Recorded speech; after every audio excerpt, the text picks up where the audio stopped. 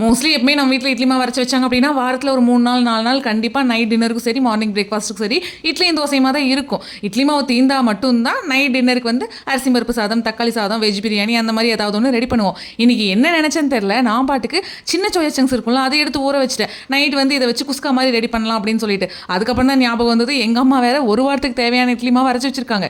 இன்றைக்கி night rice ready பண்ணோம் அப்படின்னா மறுபடியும் இட்லி மாவு வந்து அடுத்த வாரத்துக்கு சேர்த்து ஃபார்வர்ட் ஆயிரும். ஸோ அதனால் நைட் வந்து ரைஸ் ஐட்டத்தை வந்து சுத்தமாக அவாய்ட் பண்ணிட்டேன். ஏன்னா இருக்கிற மாவு தீத்தாகணுமே, அதனால் நைட் டின்னருக்கு வந்து தோசை சுட்டு கூடவே இந்த சோயா சங்க்ஸில் வந்து கிரேவி மாதிரி ரெடி பண்ணியிருந்தேன். இந்த கிரேவியோட டேஸ்ட் ரொம்பவே சூப்பராக இருந்தது. இது சும்மா நானாக வீட்டில் எப்படி ரெடி பண்ணுவோனோ அதே மாதிரி தான் இந்த சோயா சங்க்ஸ் கிரேவி வந்து ரெடி பண்ணேன். டேஸ்ட் வைஸ் ரொம்பவே சூப்பராக இருந்தது. ஆல்ரெடி முட்டை கிரேவியோட ரெசிபி வீடியோ ஒன்று போட்டிருப்பேன், அதை பார்த்து தான் வந்து முட்டைக்கு பதிலாக சோயா சங்க்ஸ் போட்டு இந்த கிரேவி ரெடி பண்ணியிருந்தேன். இந்த சோயா சங்க்ஸ் கிரேவியை இட்லி, தோசை, சப்பாத்தி, ரைஸ்ன்னு சொல்லிட்டு எது கூட வச்சு சாப்பிட்டாலும் டேஸ்ட் வைஸ் ரொம்பவே சூப்பராக இருக்கும். இதோட காம்பினேஷனுமே வந்து நல்லா இருக்கும். இதோட இன்கிரீடியன்ஸ் அதுக்கப்புறம் செய்கிற மெத்தட் இது எல்லாமே கீழே டிஸ்கிரிப்ஷன் பாக்ஸில் தரேன். தேவைப்படுறவங்க கண்டிப்பாக செக் பண்ணி பாருங்க. வீட்டில் நான்வெஜ் எடுக்காத டைம் கண்டிப்பாக இந்த கிரேவி வந்து ட்ரை பண்ணி பாருங்க. ட்ரை பண்ணி பார்த்துட்டு எப்படி இருக்குன்னு சொல்லிட்டு மறக்காம கமெண்ட் செக்ஷனில் கமெண்ட் பண்ணுங்க.